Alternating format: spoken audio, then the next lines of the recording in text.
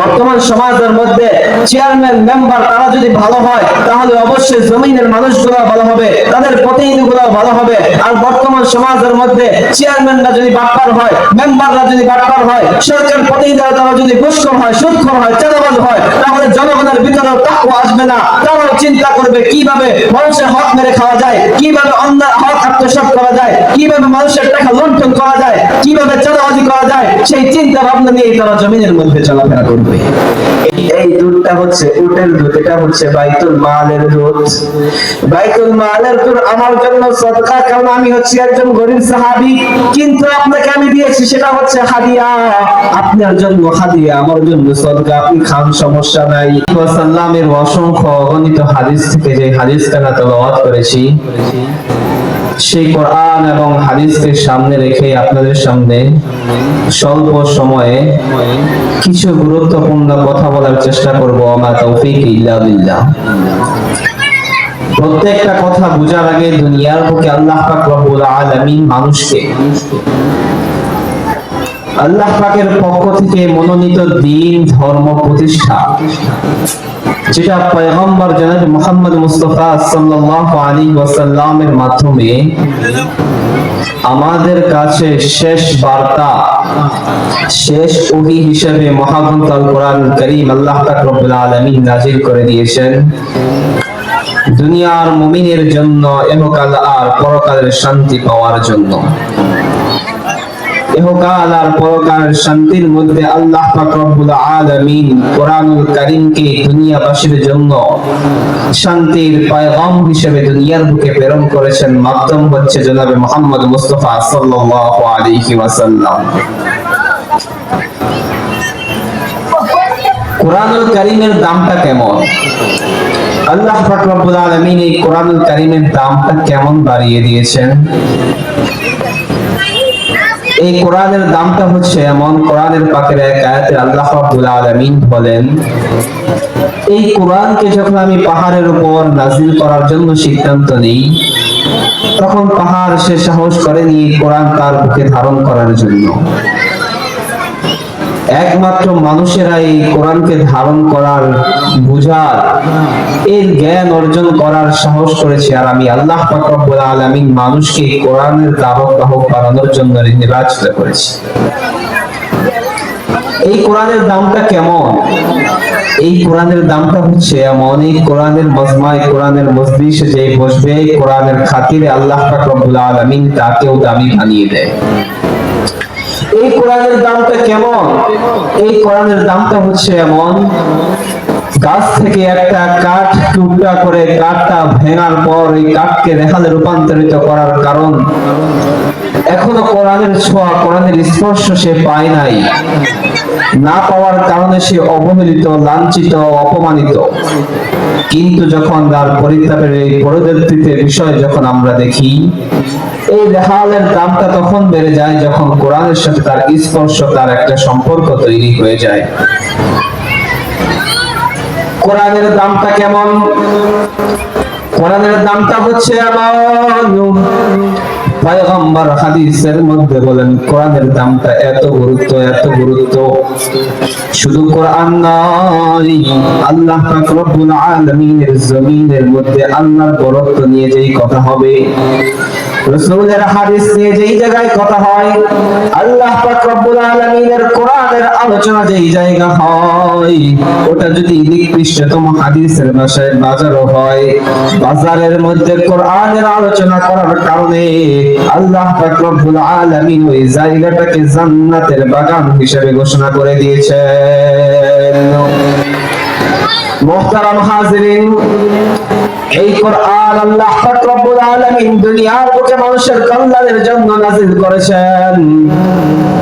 দুনিয়ার যত আর্টিস্ট, দুনিয়ার যত লেখক যারা আছে, তাদের অবস্থা, তাদের লেখনীর বইয়ের ভিতরে যদি আমরা তাকাই, দেখা যায় তাদের বইয়ের শুরুতে সুন্দর করে লেখা থাকে, যে ভুল ত্রুটি গুলা ক্ষমার দৃষ্টিতে দেখবেন। প্রত্যেকটা বই, প্রত্যেকটা গ্রন্থের মধ্যে লেখক তার লেখার শুরুর মধ্যে বইয়ের শুরুতেই লেখাটা সুন্দরভাবে স্পষ্টভাবে মানুষের নজরে যাতে লাগে এই জন্য ভূমিকার মধ্যে রেখে দেয়। আর আমার আল্লাহ পাক রব্বুল আলামিন এই কোরআনটা নাযিল করলেন সূরা ফাতিহার পরে আল্লাহ পাক বাকারার মধ্যে গোটা মানব জাতিকে চ্যালেঞ্জ করে বলছেন, এই দুনিয়ার মানুষেরা, আমি আল্লাহ পাক রব্বুল আলামিন এমন একটা কোরআন নাযিল করলাম, আলিফ লাম মিম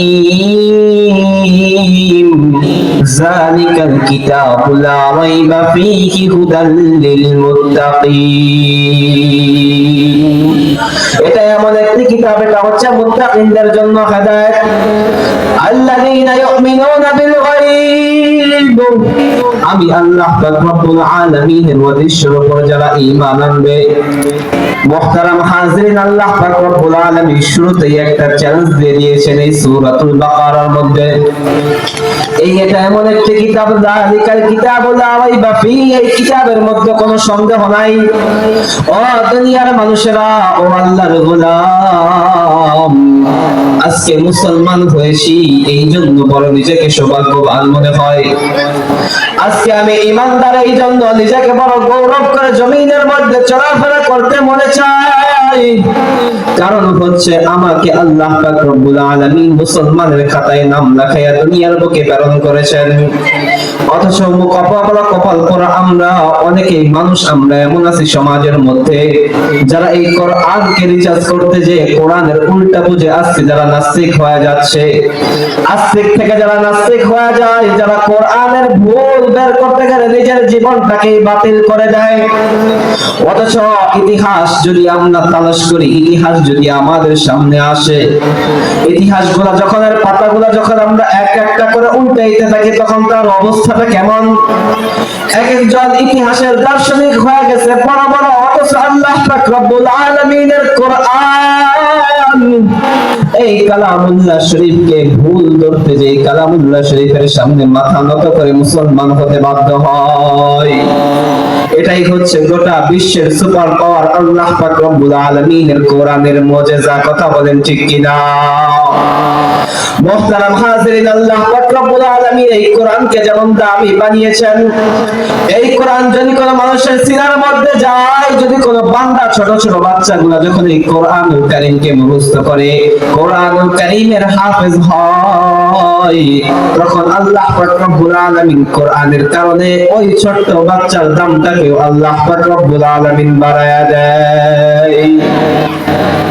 মুহতারাম হাজিরিন, কেমন দাম, কেমন দাম! এত দাম আল্লাহ পাক রব্বুল আলামিন এই বান্দাকে দিয়েছে। যেই কোরআন যার সিনার মধ্যে থাকে, আল্লাহ পাক রব্বুল আলামিন সর্বদা ওই সিনার মধ্যে রহমত নাযিল করতে থাকে। কত দাম, কত দাম বলো বলো! এই কোরআনের দামটা হচ্ছে এত, এত কোরআনের দাম। এই কোরআন আজ পর্যন্ত গোটা বিশ্বের কাফের বেঈমান নাস্তিকের সামনে চ্যালেঞ্জের মোকাবেলা করেছে, অথচ কোরআনকে কেউ হারাইতে পারে নাই। কোরআনের ধারক বাহককে গুম খুন করতে পারলেও কিন্তু তারা লাঞ্ছিত পর্যন্ত করেছে, কিন্তু প্রকৃতপক্ষে তারা লাঞ্ছিত করতে পারে নাই। লাঞ্ছিত যারা করতে এসেছিল তারাই আজকে লাঞ্ছিত। ঠিক কি বলেন? মুহতারাম হাজিরিন, আল্লাহ পাক রব্বুল আলামিন মানুষকে শ্রেষ্ঠত্ব মর্যাদা দিয়ে দুনিয়ার বুকে সৃষ্টি করেছেন। ওয়ালাকাদ কাররামনা বানি আদম, আমি দুনিয়ার বুকে মানুষকে শ্রেষ্ঠত্ব মর্যাদা শ্রেষ্ঠত্ব দিয়ে দুনিয়ার বুকে সৃষ্টি করেছি। সবচাইতে সম্মানিত দামি মানুষ, মানুষের চাইতে আসমানের নিচে জমিনের উপরে আর কোনো দামওয়ালা দামিওয়ালা কোনো কেউ নাই। অথচ ফেরেশতারা এক সময় আল্লাহ পাক রব্বুল আলামিন যখন মানুষকে সৃষ্টি করার জন্য ফেরেশতাদের সামনে আলোচনা করলেন, ফেরেশতারা বাধা দিয়েছিল, ওয়াইদ ক্বালা রাব্বুকা লিল মালাইকাতি ইন্নী জাইলুন ফিল আরদি খলিফা। ও আমার ফেরেশতারা, আমি দুনিয়ার বুকে আমার প্রতিনিধি বানাইতে চাচ্ছি, বানাতে চাচ্ছি, তোমরা কি বলো? ফেরেশতারা প্রতিউত্তরে বলেছিল যে আমরা কি আপনার তাসবিহ তাহলিল আমরা এগুলো করি না? আপনি আমাদের ইবাদত কি যথেষ্ট নয়? তাহলে কেন আপনি মানুষকে বানাবেন? কারণ কি? যারা দুনিয়ার বুকে যে ফাসাদ ফিতনা ফাসাদ সৃষ্টি করবে, ওই সমস্ত জাতিকে আপনি আবার দুনিয়ার বুকে পাঠাতে চান যারা আপনার হুকুম মানে না, যারা আপনার নাফরমানি করে, যারা কোরআনের বিরোধিতা করে, যারা মসজিদের বিরোধিতা করে, যারা মাদ্রাসার বিরোধিতা করে, যারা হাক্কানি উলামায়ে কেরামের বিরোধিতা করবে, এই সমস্ত মানুষকে আপনি আবার দুনিয়াতে পাঠাতে চান।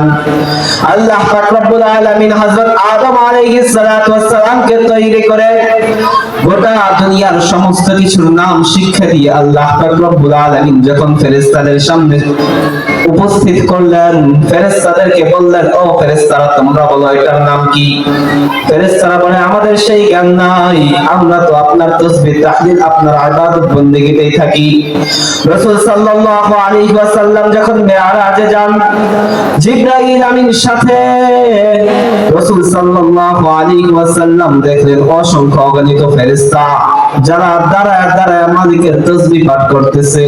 কিছু ফেরেশতা আছে যারা রুকুর হালাতে মালিকের তাসবিহ পাঠ করে, কিছু ফেরেশতা আছে যারা সিজদার হালাতে মালিকের তাসবিহ পাঠ করতেছে। এত সিজদা, এত ফেরেশতা, এত রুকু, এত দাঁড়িয়ে দাঁড়িয়ে মালিকের তাসবিহ পাঠ করার পরেও কেন আল্লাহ আমাদেরকে সৃষ্টি করলেন? ও মুহতারাম হাজিরিন, এই জন্য আল্লাহ পাক রব্বুল আলামিন মানুষের ভিতরে একটা ইচ্ছা শক্তি দিয়েছেন। এই ইচ্ছা শক্তি নামক ইচ্ছাকে যদি আমি আপনি আল্লাহ পাক রব্বুল আলামিনের ইবাদতের মধ্যে কাটাতে পারি, এই ইচ্ছা দিয়ে যদি আমি ভালো কাজ করি, তাহলে আল্লাহ পাক রব্বুল আলামিনের নফসের যে তামান্না, যে চাওয়া, যে পাওয়া, সেটা অবশ্যই পূরণ হবে। আর যদি এই চাওয়া, এই চাহিদা, এই পাওয়া অনুযায়ী যদি আমি দুনিয়ার বুকে আমার জীবনটাকে না চালাই, যদি আমি আমার মনের ইচ্ছা মতো দুনিয়ার বুকে আমার খায়সাত দিয়ে যদি দুনিয়ার বুকে চলাফেরা করি, তাহলে মুহতারাম হাজিরিন, দুনিয়ার বুকে আমার আপনার নেক আমলের খাতা শূন্য হবে। কাল কিয়ামতের ময়দানে আমাকে আপনাকে জাহান্নামে দেওয়া ছাড়া আল্লাহ পাক রব্বুল আলামিন আর কোনো ফয়সালা দিবেন না। এই জন্য মুসলমান ইমানদার আল্লাহর গোলাম, আল্লাহ পাক রব্বুল আলামিন মানুষকে ইচ্ছা শক্তি দান করেছেন। ওয়া আম্মা মান খাফা মাকামা রাব্বিহি ওয়া নাহান নাফসা আনিল হাওয়া ফাইন্নাল জান্নাতা হিয়াল মাওয়া। যেই ব্যক্তি নিজের ইচ্ছা শক্তি স্বাধীন মতে চালাবে না, নিজের ইচ্ছা শক্তির মতে দুনিয়ার বুকে নিজের জীবনকে পরিচালিত করবে না, আল্লাহ পাক রব্বুল আলামিন যেইভাবে যেই বিধান দিয়েছেন, যেই হুকুম দিয়েছেন, সেই হুকুম অনুযায়ী যেই ব্যক্তি চলাফেরা করবে, আল্লাহ পাক রব্বুল আলামিন বলেন ফাইন্নাল জান্নাতা হিয়াল মাওয়া, আমি আল্লাহ পাক রব্বুল আলামিন ওই ব্যক্তির জন্য জান্নাত তৈরি করে রাখছি। মুহতারাম হাজিরিন, আল্লাহ পাক রব্বুল আলামিন মানুষকে ইচ্ছা শক্তি দান করেছেন। এই ইচ্ছা শক্তি না থাকলে মানুষ তার সেন্স ঠিক থাকে, আর যদি এই ইচ্ছা শক্তি অনুভূতি তার মাথা যদি নষ্ট হয়ে যায়, তাহলে লোকে মানুষটাকে পাগল বলে। অথচ আমাদের মধ্যে আল্লাহ পাক রব্বুল আলামিন আকলের মতো মহা দৌলত দান করেছেন। এই আকল দিয়ে যখন আমি আপনি দোয়া করি আর চিন্তা করি কি ব্যাপার আমার আপনার দোয়া কেন কবুল হয় না, এই আকল দিয়ে যখন আমি ইবাদত বندگی করি তখন চিন্তা করি কি ব্যাপার আমার আপনার ইবাদত কেন কবুল হচ্ছে না। যখন আমি এই আকলে ঈমান, এই বিবেক বুদ্ধি নিয়ে যখন আমি মালিকের দরবারে যখন দাঁড়াই, নামাজের মধ্যে দাঁড়ানোর পরে চিন্তা করি কি ব্যাপার নামাজের মধ্যে কেন খুশু-খুশু আসতেছে না। ও মুহতারাম হাজিরিন, তোমার ভিতরে যে সমস্যা, তোমার খুশু-খুশু না আসার যে কারণ, তোমার ভিতরের মধ্যে যে সমস্যা সেটা তুমি নিজেই জানো, সেটা আর কারো ব্যাখ্যা করার কোনো প্রয়োজন নাই। এই জন্য ইচ্ছা শক্তি আর নফসের তাবেদারি যদি না করে আমি আমার জীবনকে যদি মালিকের ইবাদত, মালিকের হুকুম, মালিকের বিধান, মালিকের কোরআন অনুযায়ী যদি জীবনকে পরিচালিত করতে পারি, তাহলে আল্লাহ পাক রব্বুল আলামিন আমার জন্য জান্নাত রিজার্ভ করে রাখছে। সুবহানাল্লাহ। মুহতারাম হাজিরিন, আল্লাহ পাক রব্বুল আলামিন আমাদেরকে যে ইচ্ছা শক্তি দিয়েছেন, এই ইচ্ছা শক্তির মাধ্যমে আমরা আল্লাহ পাক রব্বুল আলামিনের কাছে কত দোয়া করি, অথচ আমাদের দোয়া কেন কবুল হয় না। এই যে এত বছর ধরে দোয়া করতেছি, গোটা 200 বছর ধরে আজকে ফিলিস্তিনের মুসলমানরা নির্যাতিত নিষ্পিত, অথচ তাদের জন্য বাংলাদেশের মুসলমান এত দোয়া করে কবুতর নাজরা করে ফজরের সময় দোয়া করে, এত দোয়া করার পরেও কেন আজকে আমার আপনার দোয়া কবুল হয় না? মুহতারাম হাজিরিন, হযরত সিদ্দিক আকবর তারা কেমন ছিলেন? হযরত আবু বকর সিদ্দিক রাদিয়াল্লাহু তাআলা আনহু, হযরত আবু বকর সিদ্দিক রাদিয়াল্লাহু তাআলা আনহু এর জামানায় সিদ্দিক আকবর 3 দিনের না খাওয়া ক্ষুধার কারণে পেটের যন্ত্রণা সহ্য করতে পারতেছে না। উনার খাদেম ছিল, খাদেম একজন গোলাম ছিল। এই গোলাম কিছু খাবার এনে সিদ্দিক আকবরের সামনে দিল। সিদ্দিক আকবর ওই জায়গা থেকে এক লোকমা রুটির সাথে মাংস যখন তার মুখের ভিতরে দিল, এক লোকমা তার পেটের ভিতরে চলে যাওয়ার পর সিদ্দিক আকবরের তাকওয়া দেখেন কেমন ছিল। ও ভাইরা আমার, বোনেরা আমার, তাদের দোয়া কবুল হবে না তো আমাদের দোয়া কবুল হবে? একটু খেয়াল করেন। সিদ্দিক আকবরের তাকওয়া, তার অন্তর তার ভিতরে বলতেছিল, কি ব্যাপার, তুমি তো প্রতিদিন খাওয়ার সময় জিজ্ঞেস করো এই খানাটা কোথা থেকে আসলো, আজকে কেন জিজ্ঞেস করতেছো না? জিজ্ঞেস করো, বলো এই খানাটা কোথা থেকে এসেছে। সিদ্দিক আকবরের অন্তরের মধ্যে চিন্তায় পেরেশান শুরু হয়ে গেল যে আমি যে এক লোকমা খানা খেলাম, এই খানাটা কি হালাল না হারাম? সিদ্দিক আকবর তার গোলামকে জিজ্ঞেস করলো, এই আমার গোলাম, বলো বলো তুমি এই খানাটা কোথায় থেকে এনেছো, বলো কে তোমাকে এই খানা দিয়েছে বলো। সিদ্দিক আকবরের গোলাম ডাক দিয়া বলে, ও আবু বকর সিদ্দিক, এই যে খানাটা আমি এনেছি, আমি জাহিলি যুগে যখন আমি কাফের ছিলাম, তখন আমি কিছু হাকিমি, কিছু চিকিৎসা জানতাম। সেই চিকিৎসা জার ফুক দিয়ে, যেই রোগীকে জার ফুক দিয়েছিলাম সে সুস্থ হয়েছিল। আজকে তার সাথে আমার সাক্ষাৎ, সে আমাকে কিছু খানা হাদিয়া দিয়ে দিয়েছে। সেই খানাটা আমি আপনার সামনে উপস্থাপনা করেছি। মুহতারাম হাজিরিন, সিদ্দিক আকবর জিজ্ঞেস করতেছে, এ গোলাম, তুমি যে খানাটা আমার সামনে হাদিয়া দিলে, বলো বলো এই খানার মধ্যে যখন এই বেজালটা যেটা আছে সেটা হচ্ছে, তুমি যখন কাফের ছিলে তখন তুমি অবশ্যই লাত উজ্জার নাম নিয়ে তুমি জারফুক করেছিলে। ওই গোলাম বলতেছে, হ্যাঁ হ্যাঁ, আমি তো লাত উজ্জার নাম নিয়ে তখন জারফুক করেছিলাম। সিদ্দিক আকবর চিন্তা করলেন, হায় হায়, আমি যদি এই এক লোকমা খানা আমার পেটের ভিতর থাকা অবস্থায় মৃত্যু হয়, আর এই অবস্থায় যদি আমাকে মালিকের সামনে দাঁড়াতে হয়, আর মালিক যদি জিজ্ঞেস করে, রে আবু বকর, কি ব্যাপার কি ব্যাপার, তোমার পেটের মধ্যে ওই এক লোকমা হারাম খানা কেন, বলো বলো। এই জন্য সিদ্দিক আকবর আঙ্গুল ঢুকায়া মুখের ভিতরে বমি করার চেষ্টা করতেছে। এই মুহূর্তে ওমর দাঁড়ায় দাঁড়ায় বলতেছে, ওসমান রাদিয়াল্লাহু তাআলা ওই জায়গায় উপস্থিত। ওসমান বলতেছে, আমিরুল মুমিনিন, বেশি তো খাবার যাই নাই, মাত্র এক লোকমা যাইছে। এক লোকমা যাওয়ার পরে আপনার কেন অবস্থাটা এমন, বলেন কেন এই খানাটাকে বের করতে হবে? সিদ্দিক আকবর ডাক দিয়া বলে, ওসমান, তুমি তো বুঝবা না, এটা হচ্ছে আল্লাহর ভয়। কিসের ভয়? কথা বলেন, কিসের ভয়? আল্লাহর ভয়। এটা হচ্ছে আল্লাহর ভয়। আল্লাহর ভয়, আল্লাহর তাকওয়া আমার অন্তরের ভিতর আছে, যার কারণে আমি হারাম খানা খেতে পারবো না। 3 দিনের না খাওয়া যে ব্যক্তিটা এক লোকমা সামান্য রুটি যার গলার ভিতর দিয়ে যার পেটের মধ্যে প্রবেশ করেছে, সেও এমন তাকওয়ার চিন্তায় পড়ে গিয়েছে। আহা, কি পরিমাণ তাদের তাকওয়া ছিল, কি পরিমাণ তারা আল্লাহ পাক রব্বুল আলামিনকে ভয় করত। তারা তাদের দোয়া কবুল হবে না তো আমাদের দোয়া কবুল হবে নি। ও মুহতারাম হাজিরিন, শুধু সিদ্দিক আকবর নয়, সিদ্দিক আকবর যেমন তাকওয়াবান ছিল, তেমন তাকওয়াবান তো ছিল হযরতে ওমর। হযরতে ওমর কেমন তাকওয়াবান ছিল জানেনই? হযরতে ওমরের তাকওয়াটা এত বিশাল তাকওয়া। হযরতে ওমরের পরিচয়টা তো এমন, যেই ওমর যেই রাস্তা দিয়ে চলে, শয়তান সেই রাস্তা দিয়ে আর চলতে পারে না। ওমরের মতো একজন মানুষ, যেই মানুষটা দুনিয়ার বুকে জান্নাতের সার্টিফিকেট পেয়েছে, আবু বকরের মতো এমন একজন মানুষ, যেই মানুষটা দুনিয়ার বুকে জান্নাতের সার্টিফিকেট পেয়েছে। আবু বকরের মতো একজন মানুষ দুনিয়া থেকে জান্নাতের সার্টিফিকেট পাওয়ার পর তার মৃত্যুর চিন্তা। ওমরের মতো একজন মানুষ যার দুনিয়া থেকে সার্টিফিকেট পাওয়ার পরও যে আল্লাহ পাক রব্বুল আলামিনকে এত পরিমাণ ভয় করে? কেন কেন ভয় করে? ওয়া আম্মা মান খাফা মাকামা রাব্বিহি ওয়া নাহান নাফসা আনিল হাওয়া ফা ইন্নাল জান্নাতা হিয়াল মাওয়া। আল্লাহু আকবার। মুহতারাম হাজিরিন, হযরত ওমর রাদিয়াল্লাহু তাআলার তাকওয়া কেমন ছিল? হযরত ওমর রাদিয়াল্লাহু তাআলার তাকওয়াটা এত বড়, এত মজবুত, এত বিশাল তাকওয়া, যে তাকওয়ার ওজন দুনিয়ার কোন দাড়ি পাল্লা দিয়ে মেপে শেষ করা যাবে না।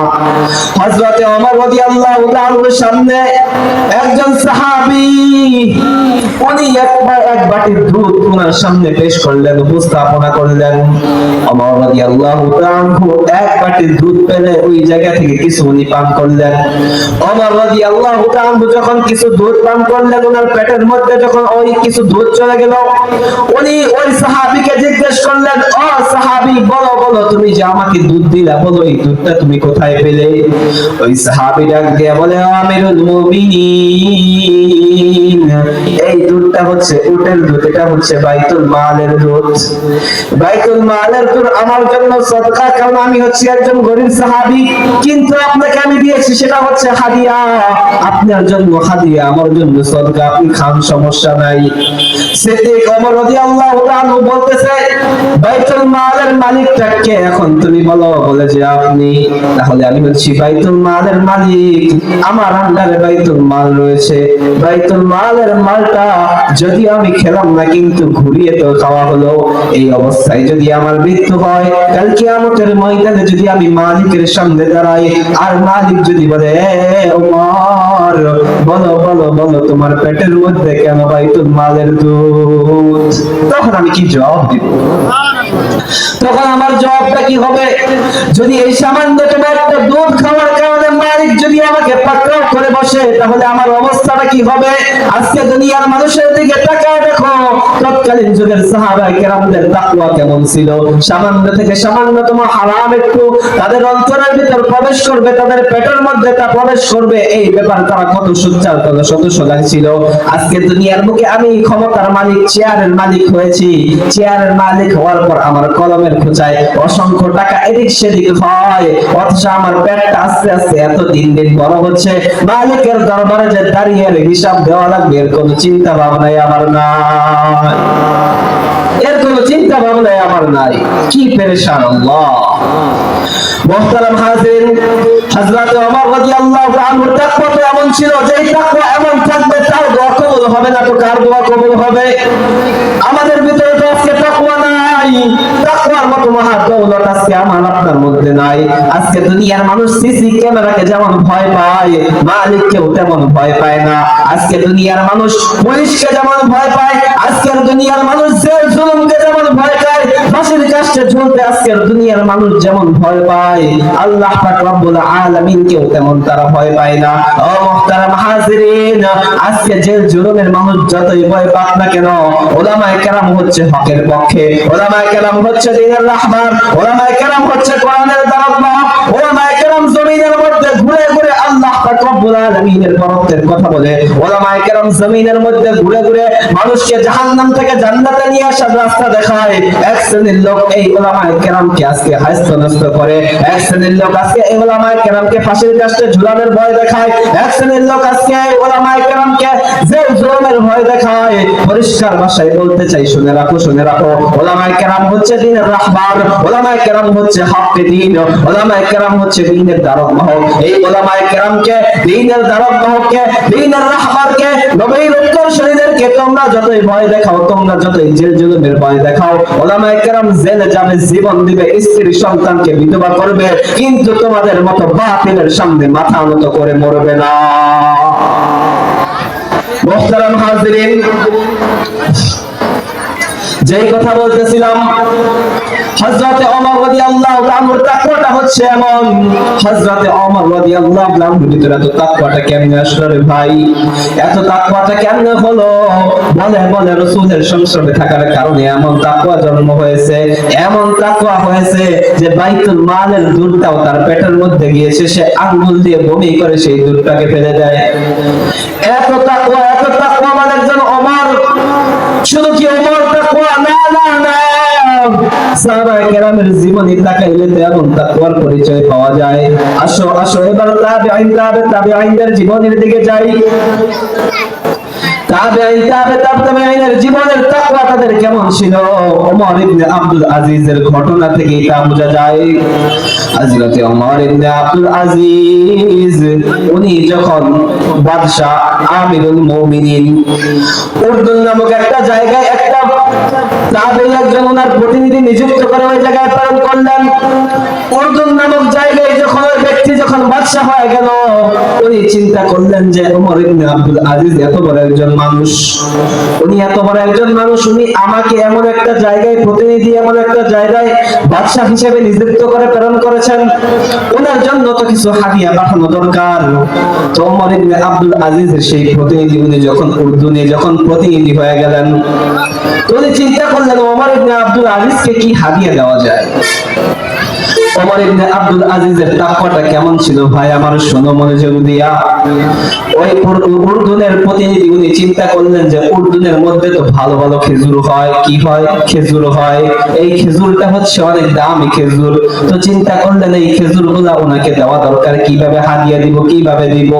ওমর ইবনে আব্দুল আজিজের তাকওয়াটা কেমন ছিল, ওই উর্দুনের প্রতিনিধি যখন উনি খেজুর ওনাকে হাদিয়া পাঠালেন, ডাক যোগাযোগের মাধ্যম, যে ডাক যোগাযোগের যে গাড়িটা ছিল সেই গাড়িটা দিয়ে যখন ওনার কাছে হাদিয়া আসলো, উনি বলতেছেন যে তুমি যে আমাকে খেজুরটা নিয়ে আসছো, হাদিয়া দিলা, উর্দুনের প্রতিনিধি আমাকে পাঠিয়েছে আমি বুঝলাম, কিন্তু এই হাদিয়াটা আনার মাধ্যমটা কি? বলে যেটা হচ্ছে সরকারি গাড়ি মাধ্যম। তো উনি বলতেছেন যে সরকারি গাড়ি ব্যবহার করে আমার জন্য তুমি হাদিয়া নিয়ে আসলা, এটা তো আমার জন্য খাওয়া জায়েজ হবে না, এটা হচ্ছে জনগণের সম্পদ, এটা হচ্ছে মানুষের সম্পদ, মানুষের টাকায় ব্যবহৃত এই সরকারি গাড়ি, এই সরকারি গাড়ি দিয়ে আমার জন্য যে হাদিয়া এসেছে এটা আমার জন্য খাওয়া জায়েজ হবে না। এই তুমি শোনো, এই খেজুরটা তুমি নাও, বাজারে বিক্রি করো, বাজারে বিক্রি করার পর যে টাকা হবে এই টাকাটা তুমি বাইতুল মালের মধ্যে জমা করে দাও। মুহতারাম হাজির, এই হচ্ছে ওমর ইবনে আব্দুল আজিজের তাকওয়া। ওনার জামানা তো এমন ছিল, বাঘ আর ছাগল এক ঘাটে পানি খাইতো, এক ভাগ ছাগলকে কামড় দেবে তো দূরের কথা, চোখ তুলে টাকা পর্যন্ত সাহস পেত না। ওমর ইবনে আব্দুল আজিজের অবস্থা, তার শাসন আমল তো এমন ছিল। এই জন্যই তো বলি বর্তমান সমাজের মধ্যে চেয়ারম্যান মেম্বার তারা যদি ভালো হয় তাহলে অবশ্যই জমিনের মানুষগুলো ভালো হবে, তাদের প্রতিনিধিগুলো ভালো হবে। আর বর্তমান সমাজের মধ্যে চেয়ারম্যানরা যদি বাটপার হয়, মেম্বাররা যদি বাটপার হয়, সরকার প্রতিনিধিরা তারা যদি ঘুষখোর হয়, সুদখোর হয়, চাঁদাবাজ হয়, তাহলে জনগণের ভিতরে তাকওয়া আসবে না। তারাও চিন্তা করবে কিভাবে মানুষের হক মেরে খাওয়া যায়, কিভাবে অন্যায় হক আত্মসাৎ করা যায়, কিভাবে মানুষের টাকা লুণ্ঠন করা যায়, কিভাবে চাঁদাবাজি করা যায়, সেই চিন্তা ভাবনা নিয়ে তারা জমিনের মধ্যে চলাফেরা করবে।